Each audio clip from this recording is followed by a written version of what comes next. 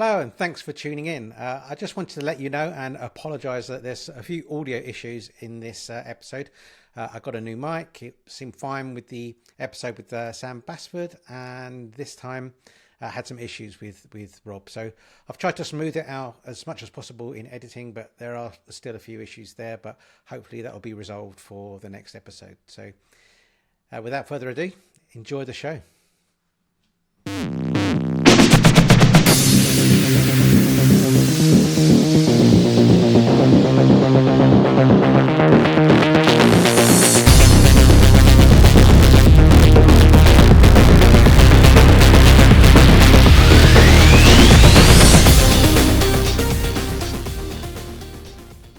Hey Rob, welcome to the Pickleball Addiction podcast.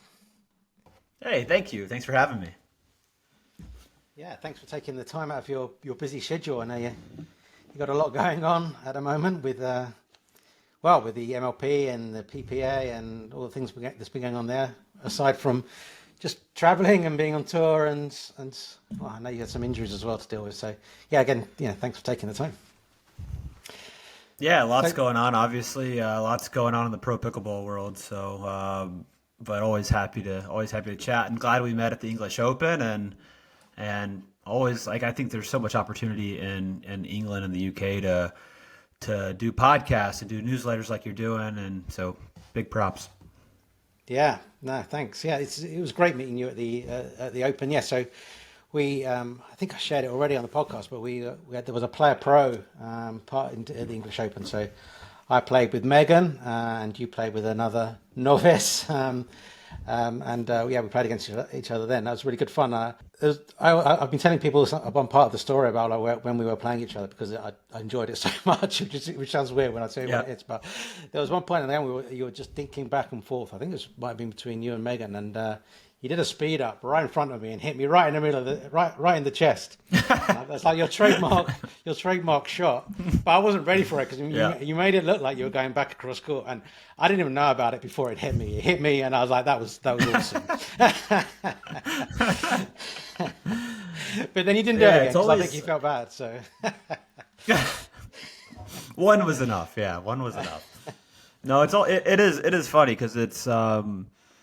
A lot of people that see, especially going over to England, it's like you're able to see a lot of the pro matches on YouTube and stuff like that, but it doesn't always translate so well watching it on YouTube versus just seeing it in person.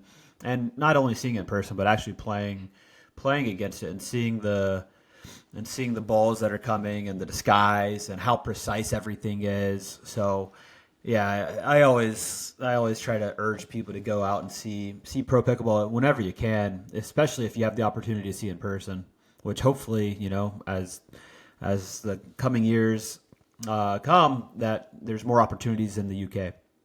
Mm-hmm.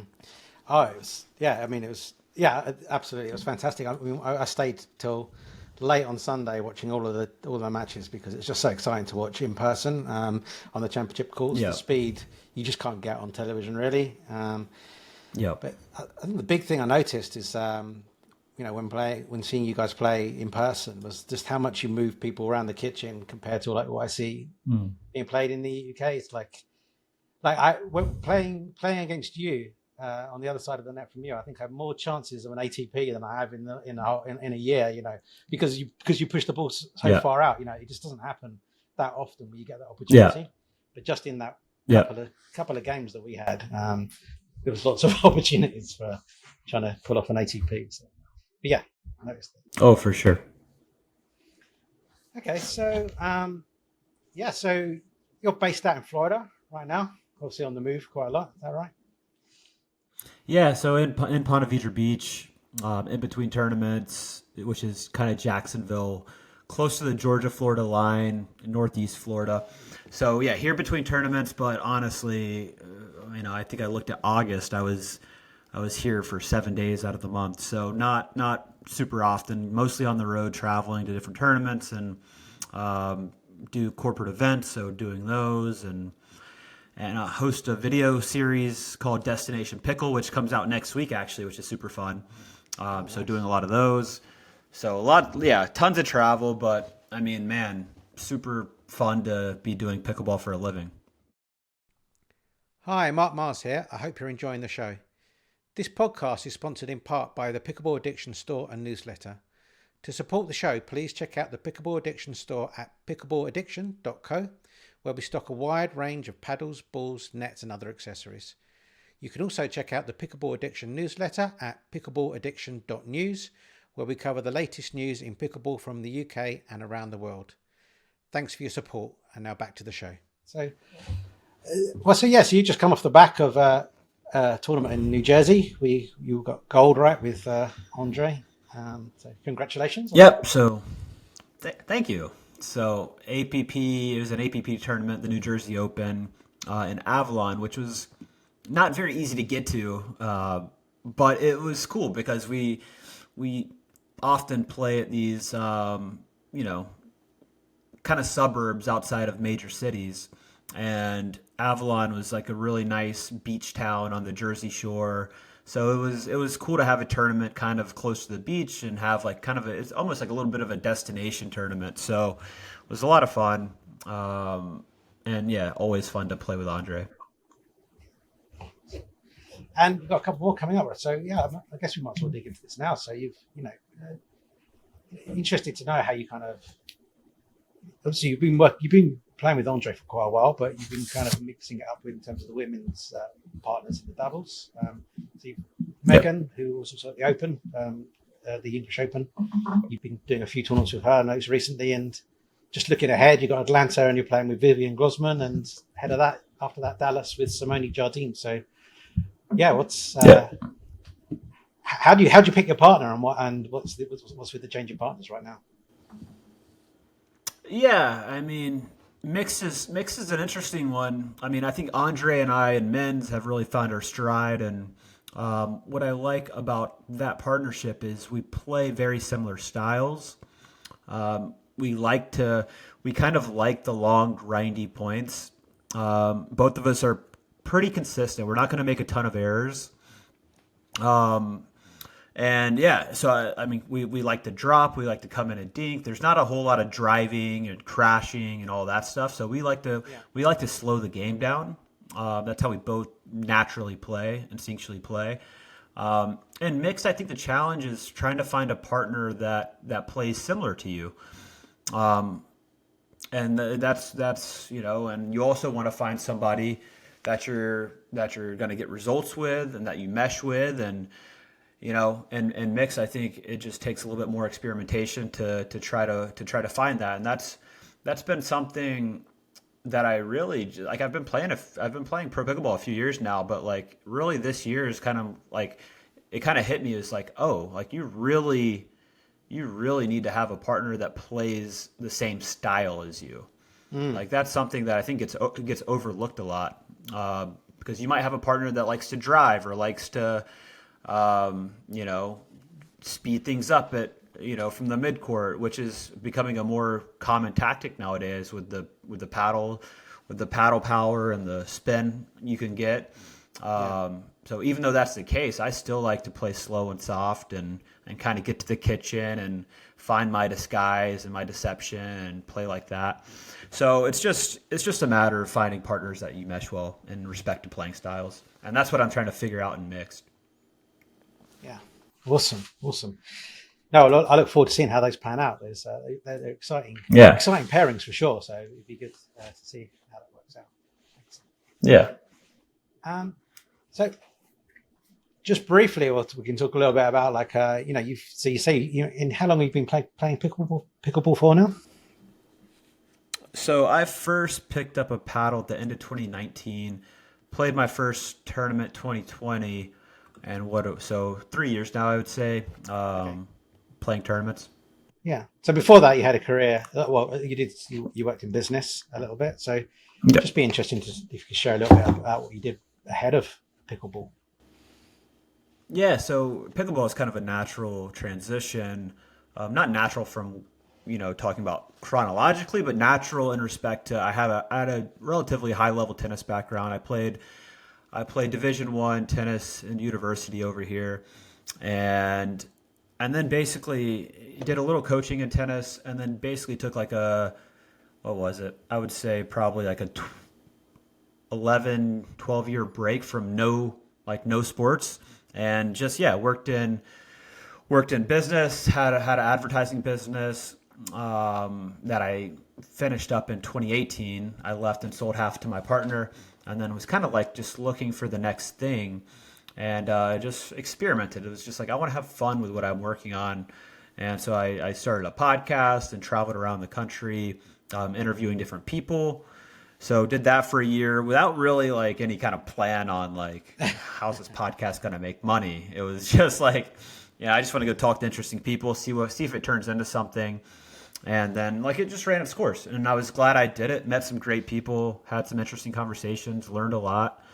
And then one of the guys I knew through podcast and business was a guy named Adam Franklin, who family, started Franklin Sports, um, probably 50 plus years ago.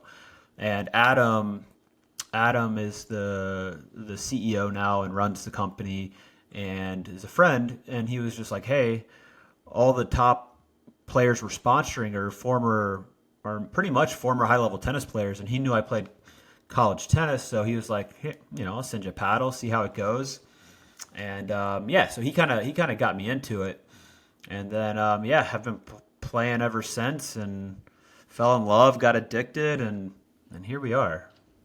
All right, yeah, I didn't know that. So okay, that's interesting. Yeah, it was Adam that kind of got you into that. In terms of like when did you decide to become pro? Like how did you know? Like now I'm gonna like kind of make this like I'm gonna spend more time doing this. I'm gonna take this seriously. Like at what point did you kind of come to that decision, and what was the turning point?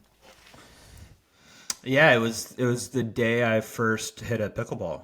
I literally I was living in Austin, Texas at the time, and got the paddle, and I Googled, pickleball lesson Austin, found this guy named Calvin Keeney, went and did an hour lesson, and then looked up some YouTube videos. I like to see like what the pros like how good the pros were, and for me it was it's kind of a perfect mix of tennis, my tennis ability, because I like to serve and volley in tennis. I like to volley a lot.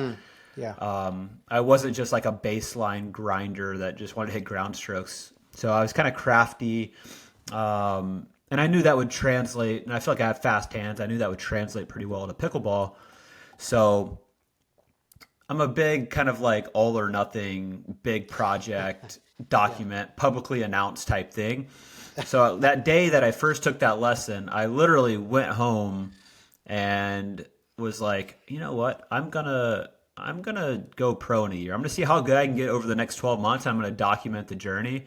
And so like if you go to my Instagram, my very first video is a much chubbier version of myself saying, hey, I'm gonna go pro in a year, and this is where I'm gonna document it. And and I was able to do it.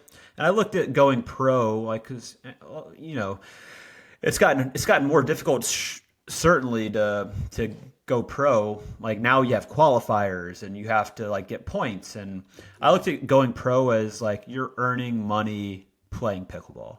Like you're not just going to sign up at pro events, you're earning money. So I was able to do that within a year, which was kind of the goal. And then just kept at it, and the sports continued to grow, and here we are, set up pretty well with where the sport's gone. Yeah. I mean, how much of an advantage do you think it is having a tennis background versus kind of, well, I mean, I guess first versus like something badminton or squash or something else that's a racket sport, or just having no racket sport experience? Like, is that big? Do you think? Yeah, I think it is big. It definitely shortens the learning curve. I think, just with a lot of things, with like court awareness and anticipation and stuff like that. Obviously, strokes and stuff. There's often times where tennis is actually a detriment to pickleball. Maybe your strokes are a little long, or you try to drive more than you should play finesse, stuff like that. But it definitely, I think I'd be crazy to say that it doesn't help. But you also see that it's not required. Like there's many pros that don't come from a tennis background, come from a hockey background or a baseball background, and you can definitely get to the top levels of the game not having any tennis background. There's certain players like Dylan Frazier, who's top 5 guy in the world, who didn't play tennis, just started playing pickleball when he was like 10. So his racket sport background is pickleball. Like you just don't see that very much now because it's such a new sport relatively to its growth. So I think it certainly helps, but it's not a requirement. Yeah, yeah. Okay, so yeah, in terms of just like playing on tour then and traveling around and doing that, I mean, how do you? I mean, I guess some people to deal with the travel and that better than others, but like, how do you like it? Do you like doing the traveling, or does it feel a bit much at times for yourself even? I honestly love it. I think to me well, I've never wanted to kind of live like a traditional life where you have a 9 to 5, you go to the office, you come home. So to me, to like be able to travel around, go to airports, hop on airplanes, go to different cities, meet different people, and play a sport, it's literally like a dream come true. Like we're not making money like the top tennis players are, or like the top golfers, but at the same time, to be able to make a living and travel around and go to different cities and see new places and have new experiences while playing a sport and hitting a wiffle ball, never thought it would be possible if you asked me 3-4 years ago. Right, right. Yeah, even then. So yeah, I mean, I guess there's with the sport growing, sponsorships now coming into the sport, which kind of helps facilitate that, right? Yeah. It's not just about tournament earnings and things like that now. So Well, yeah, I mean, it's kind of a good transition into what's happening now with like the, MLP and PPA, the merger, and both organizations prior to the merger signing a bunch of players and basically signing them for guaranteed 3-year contracts, which is something like that's been unheard of for us players is guaranteed money outside of some appearance fees here and there, which is fine money, but it's certainly not the money that people are getting signed for now. So to be able to have guaranteed 3-year contracts is going to allow people to not have second jobs or full-time jobs or have to teach as much. Like you can actually have a little cushion to actually train and treat it like a full-time profession where you're practicing daily, you're getting in the gym, you're taking care of nutrition, like all the stuff that pro athletes and other leagues and organizations do, we'll be able to do because we can kind of have some breathing room in terms of income. So, yeah, it's changed a lot. Honestly, it's probably overly inflated. It's from a business perspective, I think viewership's so yeah. I think I don't know what they're doing, but as players, if it's a guaranteed contract, we'll take it. of course, On them to figure out how to make money from it. But yeah, I don't necessarily see the path yet. But there's people with a lot more money that are a lot smarter than me trying to make it happen. So I'll yeah, count on that. yeah, and I guess like you say, these guys that they're successful people in their own right in business. They've all the owners of the MLP as well. They're all business people. Well, some of them are, at least have a good business background. So I guess and some of them are well off enough, I guess, as well, to be able to take a punt on it and saying, this looks like it's got potential. We'll Yeah. we'll see. But I mean, I think they're not doing it right. They're not doing it now to like they want to be making money in 2023. Like from what they're doing now, it's not. That's not the view, is it? It's a longer No, term play. no, Than that. no, So, no. It is. Yep. But yeah, we'll come on to I've got really interesting to talk to you a little bit more about that from like very much an insider's perspective on like all that's been going on there. Yep. But just a couple more things like in terms of the travel and being on tour. Then what is it like actually with the other pros? Do most people keep themselves to themselves? Do you have a group of friends, or you're out partying at the end of the tournament and a Yeah. big group, because it's quite a small community, really, right? It's quite a small world. Yeah, very, very much so. Very much so. It's a small community. Especially, I mean, we've had some competing organizations, right? You have the PPA, you have the APP, two different tours, really two different sets of players. Like I'll play some PPAs here and there, but it's certainly not the tournaments I'm playing all the time. I'm playing mostly APPs. So yeah, I mean, if I go to an APP, you see pretty much the same players there that are at every tournament, with a handful of newcomers that are local maybe and that kind of thing. But I would say mostly everybody's very friendly. It's a good community. There's no like, I mean, not that I can think of, like really animosity between players. Where like, oh, I'm going to avoid that person, not talk to that person. It's like you fight hard on court, and then you leave it there, like Yeah. off court, whatever. Friends. We're all at different stages of life too, right? Like I'm 38, and I'm not looking to necessarily go out and drink and party with other players, that kind of thing. But I mean, there's certainly players that go out and have drinks and hang out, like my kind of thing after a tournament's like I want to go have a nice dinner, have a glass of wine, and call it a night and go to bed. But yeah, I think it's really cool. Like a lot of towns we go to, we have host families that we stay with, and you get to meet them, and at the end, like you're staying for free, so at the end you take them out to dinner, and yeah, it's very social, very very community oriented, and yeah, I mean, generally speaking, everybody's nice and pleasant, and we all want to beat each other's brains out on the court, but we're all fine off the court.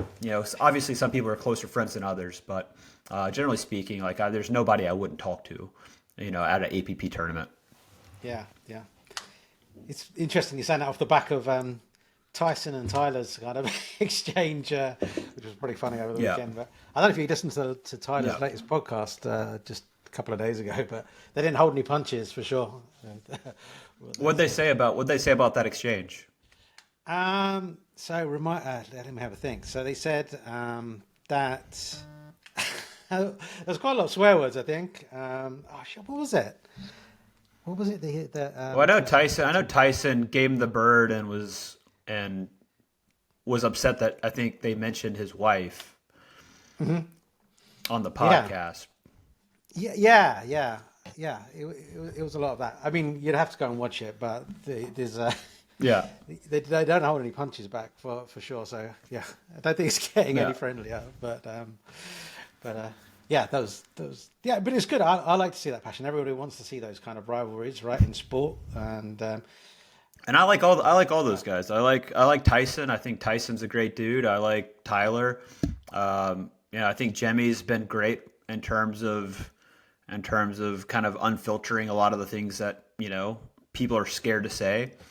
So I don't know. I like them all, and but you're right. It's like it's fun to see that, and that's I think that's what the sport needs is more personality and man, dude, like Tyson, love him or hate him, like he's built the best brand in the sport easily, not even close. Okay, last thing on this then. So like, what do you think it is that sets people apart from actually kind of being kind of plateauing at like that 5-0 level, or actually kind of being able to get to like that pro level? Yeah, honestly, I think most anybody with good hand-eye coordination can get to the 5-0 level based on drilling, based on practicing, based on reps.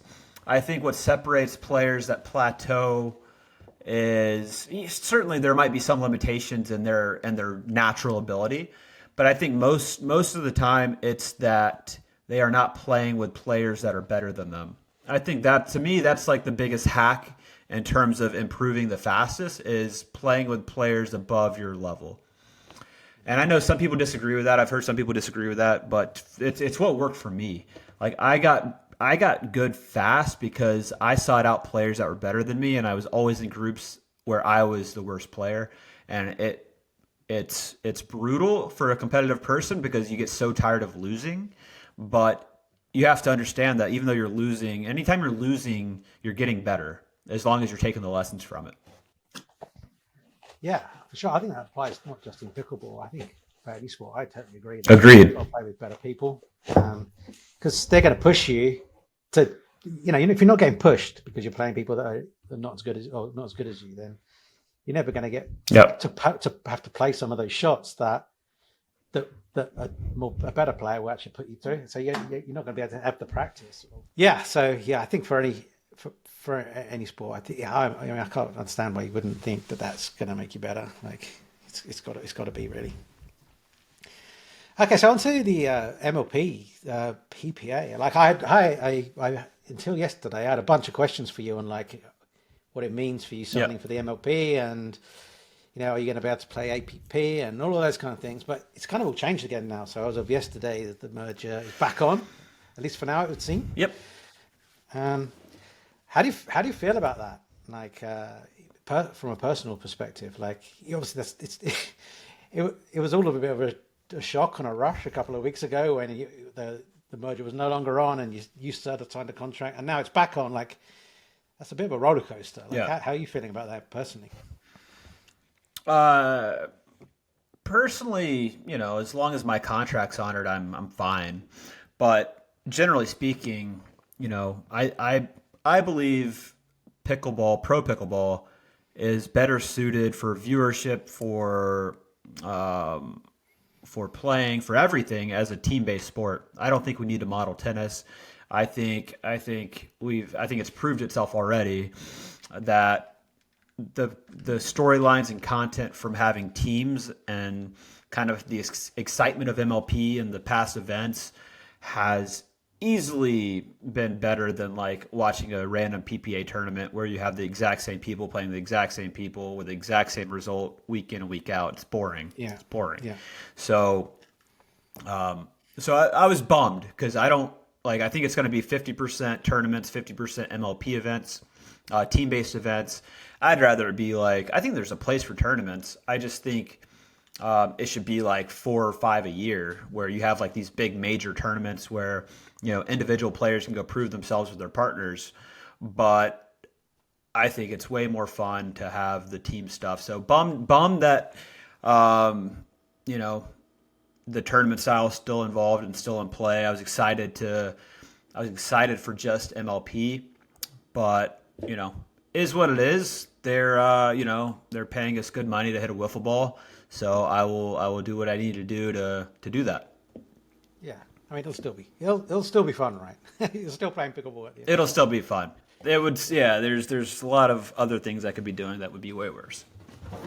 I mean, I've been thinking about this a lot. Like, does it need to like replicate tennis? And if you think about it, tennis does have like team-based competitions. Like, so does golf, like the Ryder Cup. Yeah. And I can't remember what the tennis equivalent is called. Davis Cup. Yep. The Davis Cup, right? But that's just like a one-off, once a year, and you get more hype and more fun and like more rowdier crowds, just like you're seeing in an MLP than you do. Yet they're not really looking to change to become that format. So that I think it'd be interesting to see that the MLP are taking that format first. Well, it's going to be different now because it's going to be 50-50, like you say. But it's going to be interesting having more of a balance in that, because I do wonder whether other sports actually could take more of a leaf out of that book and say, why wouldn't tennis do more of that, for example? Yeah. Yeah. It's I don't know. Well, it's all That's success. Probably going to change. It's all probably going to change anyway. Yeah. No, exactly. Probably, but I guess as well, what I'm saying is like golf and tennis have done okay doing a standard tour format, yeah, it'll be interesting to see. So you're going to be you're going to be back on the PPA tour a little bit more then going forward. It's to be determined, honestly, because the contract I signed was with MLP, and the contract doesn't mention the PPA tour. Right, so it's like, are all these contracts going to be renegotiated? Are they all going to be different terms? I don't know. All I know is that I signed to play MLP, and it doesn't say anything about PPA tournaments. Okay, interesting. So, what does that mean for APP as well? I mean, is that up in the air as well about playing those going forward? It's a it's a pretty big blow to the APP in my opinion, but it's all going to kind of depend on what the terms are with the PPA MLP merger on whether or not players are going to be able to play APP. Because if not, like you're gonna, they're gonna have to fill their tournaments with unsigned players that don't have a commitment to either PPA or MLP. So could turn into that developmental tour. Could just crush the amateur tournaments. Could become like more of a senior tour. I don't think they want any of that. I think they're going to go forward with their pro schedule that they've already announced for next year. They've got a lot of great events planned, and I hope to. APP has been great to me. They've been, it's why I've played that tour this year. They've been, I think they put on great events. They treat the players really well, and I hope to continue to support the APP through next year for sure. So yeah, I mean, so next year, or at least the remainder of this year, you're going to be playing with St. Louis Shock. I hope you don't mind me saying, but I was quite shocked that you didn't get picked in a premier team. But Yep. so the St. Louis Shock got a good deal out of that, I think. But yeah, you were first pick, right, for that team. Yeah. Does that make you the team captain? So did you get any input on the other players that got picked into that team? Yeah, so so Brandon and Taylor Hubschman are kind of the coaches. So they called me, let me know I got picked. This is kind of the draft process as the draft's happening. So they called me, let me know I was their first pick, and then we kind of talked. We stayed on the line kind of throughout the draft, talking about like what picks are available, what options there are. They had a pretty set idea of like who they wanted to go after, and they're the coaches and the GMs, and I offered input, but ultimately it's their team, their choices. But yeah, definitely had input and excited for our team. It's going to be super fun. Yeah, obviously a little disappointed I didn't go premier. I felt like I should have, or definitely, could have, but obviously a lot of stuff out of my control that it's not necessarily based on merit. It's based on a lot of things, based on relationships and politics, and there's tons of factors there where it's not like this is your ranking, this is where you go, right? So can't really control that. I can control, showing up for the Shock and playing my best and being a good teammate. And in terms of like captain, it's not just because it was kind of decided that I would kind of be the captain, but it's not necessarily like the first pick is the captain of the team or anything like that. But yeah, we're going down to Delray Beach on Monday for 2 days of team practice before going up to Atlanta next week for the actual first event. So excited to get the team together and get some reps in. And it's a unique aspect of this is you're playing with teammates that you typically have never played with.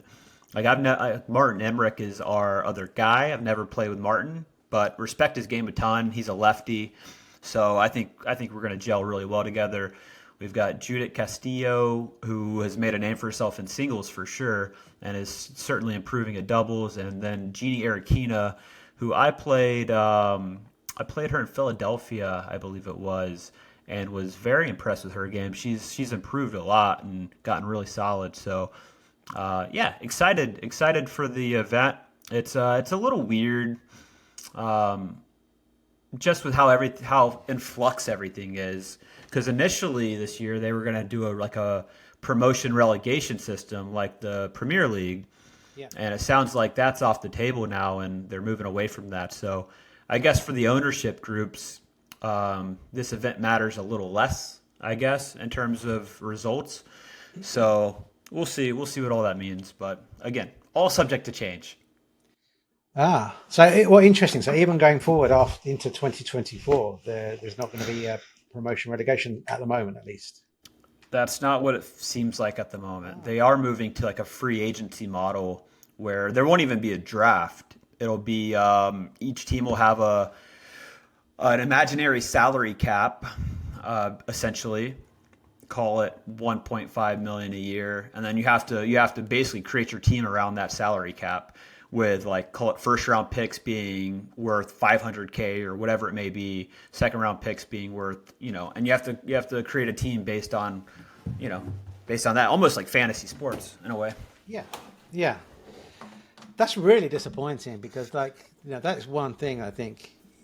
Sounds like you agree. Like in terms of soccer, that's what makes the sport. That's what makes it exciting. Is that you got a chance of going down a division next year, taking a salary. All the players take a salary cut. Like there's so much riding on every game right to the end. And I was because even if you're at the bottom of the league, you don't want to. Yeah, no, I agree. I think ultimately it should still be up for discussion. I just think there's so much in flux right now and so much changing with the merger that it would be really difficult to pull off promotion relegation right now. I mean, something like that I hadn't even really considered because I do like quite a lot. I like NFL, I like baseball, so I watch some of those sports too. And something which just like rocked my world when I heard about it. I think it was on a Pickleball podcast. And I can't remember who spoke about it, but it's like because there is no relegation issue or problem, then it becomes a situation. And maybe you can give an insight to how prevalent this is if it exists. But if you're down the bottom and you're not going to win or whatever, people, it's in the interest of the teams in a way to start throwing matches so they can get a higher draft pick for the following season. So, like, yeah. I mean, but that just like it almost feels like, when you first find out that wrestling isn't real, like these two people aren't like competing anymore because like one of them wants to throw the match. Like it's the integrity of sport like disappears at that point. And 100%. So yeah, I don't know. Is that a big problem? Do you think in some US sports or not? Yeah, I think I don't know. I don't know if it'll be a huge issue. I think pickleball just needs to get through this merger, needs to get everything sorted out for next year, and then I think everything is honestly like it's like dog years, man. Every like 3 months feels like 3 years in pickleball. Things change so rapidly, so it's so hard. It's so like a week ago, you would never have thought they'd merge. They separated, and we're all going our own way, and now it's like so. And this all happened last year too. So it's an ongoing thing, and I think it's going to continue to change, to be honest. I don't think this is going to be the last two. There's going to be a newcomer probably at some point, which is trying to start their own new pickleball league that will come in. It's going to continue to evolve and continue to change. So,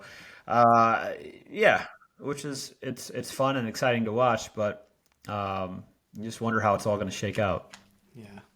Well, this time next week, Rob, you'll just be playing MLP again next year, so Yeah. Hey. Who knows? Okay, so what other teams do you think are strong in both the Premier and the Challenger leagues? This who are the ones to watch? You think? Yeah, I mean, honestly, it's the snake draft makes it so like it's crazy. Like you could look at the teams outside of like maybe one or two teams that had terrible drafts. Like the teams like are all pretty equal. Like the snake draft does a good job at like balancing out the league really well. I even say this like for the last events, it's like teams that didn't make it out of like group play could also be teams that win the event if you simulate that whole thing again. So there's just so many variables with MLP with like rally scoring and the freeze, and it's easy to come back. It's easy to create comebacks, and it's just hard. Like I couldn't imagine like betting with MLP. Like it would be so hard to do a good job because you just never know what's going to happen. And again, it's tough to manage as a player because you don't feel like the best team's always winning. You could have a 20-14 lead and be like, okay, we worked our butt off to get to this point, but then you have you can lose points just like that with the with the rally scoring, and then it's 2018 all of a sudden, and then you feel pressure, and it's really easy to blow leads, and you get wild results. So it's exciting to watch, but can be tough to play. But I think honestly, like it's always anybody's tournament. It's whoever executes best and plays best. Yeah, no, it's definitely exciting to watch. Yeah, for sure. Okay, anything else you want to mention about the, what's going on with the MLP and that going forward, or? I mean, no, I think it's cool that we all signed, contracts where we can do this full time, and I'm just curious to see how the schedule shakes out and how everything shakes out. I mean, there's so much we don't know at this point, so curious to see how it all plays out through now to the end of the year.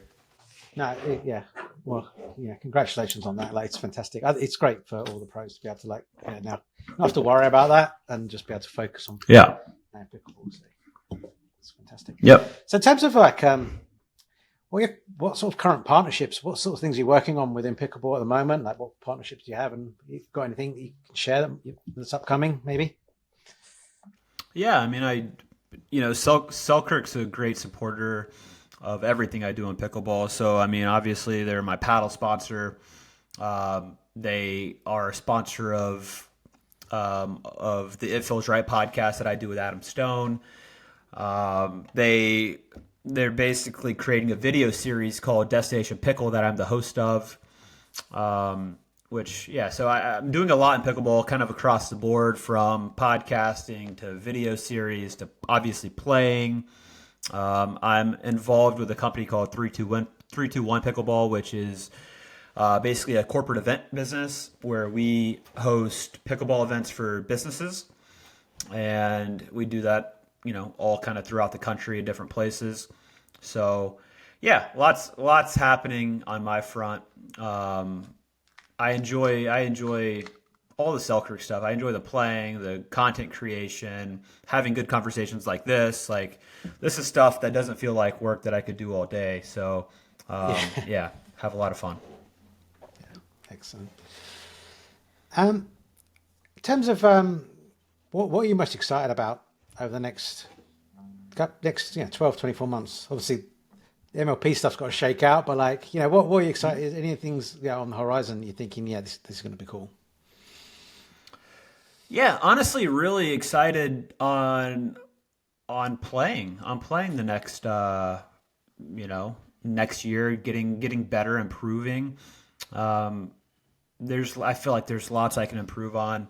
Excited to be part of kind of the team format and more of like a full-time basis, because the way it's been up until now, or even up through the end of this year, is you're on a team for a few events and then you're off the team.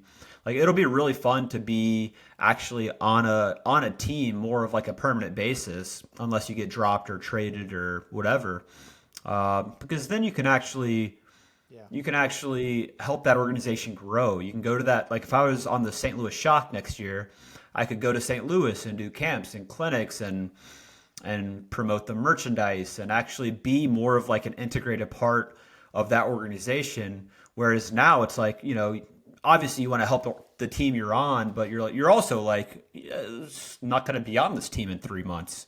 You know what I mean? So I think that's going to be really cool. I think MLP is looking to move towards more of like I don't know if this changes with the merger, but they were looking to do more of like, each city, the St. Louis Shock, the Brooklyn Aces, everybody has their own home facility, and you play matches at their facility, which I think would be really, really cool. And I hope that's what it goes to, because then you're really building like geographically, like fan loyalty. You can actually get like the St. Louis fans behind like players on our team, and like it's just, I'm excited about that, because I think that's going to be really, really cool. Big time. I think that's another thing that a bit like Premier League football and stuff, like that's what brings people together.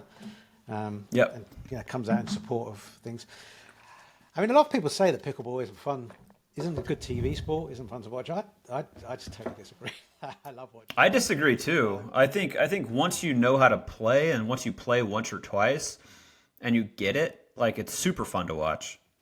Yeah, because it's partly a chess match. It's partly the exciting Yeah. the hands battles and stuff. It's a lot of strategy in The storylines, the rivalries. I want to see Tyson McGuffin play Tyler Lung again. Like, it has all that drama aspects too, which is like that's some of the best part about sport. From knowing the player pool like you do, are there any players that you see that are up and coming or ones to watch that we should look out for?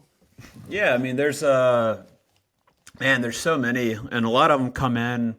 A lot of them come in through singles, get good at singles because that's kind of the natural, easiest thing to convert to from tennis, and then get good at pickle. But the PPA went on like a signing spree of a lot of ex-tennis players, like a lot of high-level ex-tennis players. I mean, Jack Sock, we've all seen what he can do, winning mix with Anna Lee. I believe that was at the North Carolina Open. So that's going to be super. That's going to be fun watching him next year, seeing how good he gets, seeing how serious he takes it too. And I think it's going to be pretty serious. He really loves the sport and is wildly talented at tennis doubles. Having a gold medal from the Olympics and winning multiple Grand Slams and doubles. So really fun to watch that. They signed Donald Young, who is an ex-ATP player. Who's very crafty and has good hands. So I think seeing a lot of these ex-pro tennis players come in will be a lot of fun. And then in terms of up-and-comers, I think for me that's the most exciting is seeing, because that's always kind of the never-ending debate is how, once pro tennis players come in, these guys are going to be terrible. Like, the current pro pickleball players are going to get, they're going to get pushed out. And we haven't seen that, right? Sam Querrey was drafted number 1 in Challenger and didn't get drafted this time. So it's not as simple of a transition as people think. Yeah. Obviously, Tyra Black has kind of burst onto the scene pretty recently. I was watching one of the podcasts that you were on just in preparation for this. I don't know, it was around 6 months ago. And I think you were planning on playing a few matches with Tyra. Did that ever happen, or? Yeah, we've always played terrible together, Tyra and I. I don't know why. I honestly think she, and mixed anyways. Mixed is the toughest event for women coming in to crack, because it's pretty nuanced, and you see a lot of like the newcomer women like Vivian Glosman or a Tyra Black, and they're naturally very good on the left, playing the left side. Which, in mixed, unless you're playing with the lefty guy, you're playing the right side. So it's a little bit more uncomfortable, I think, over there for some of the ladies, just getting started in mixed. But incredibly talented, Vivian and Tyra coming in, and I think their hands are so fast that they have such easy power that in women's, they get results right away. And then mixed tends to be a little slower development, but both are going to be incredible players. Yeah, awesome. Yeah, I think we can kind of wrap it up there. There's, I think where if people want to find you and find what you're up to, where's the best places for them to go visit? Yeah, Instagram at Rob Nunnery. Follow me, and feel free to shoot me a message if you have any questions as a follow up to this. I have a newsletter that I have not posted recently, but I plan on getting back to it, and you can go to robnunnery.com to sign up for that. But that's pretty much it. Okay, excellent. Well, good luck in Atlanta and Dallas, and good luck with the next MLP match when that kind of kicks off with the Shock. I'll definitely be watching from the sidelines, seeing how you go. But yeah, good luck with all that. Yeah, appreciate it, Mark. And again, big props on getting this podcast going. The newsletter. I know you are working a lot on different projects within pickleball, so excited to see how it all turns out, and happy to help any way I can. Great. Well, thanks, Rob. Have a great rest of the day, and we'll catch you later. All right. Thanks, Mark.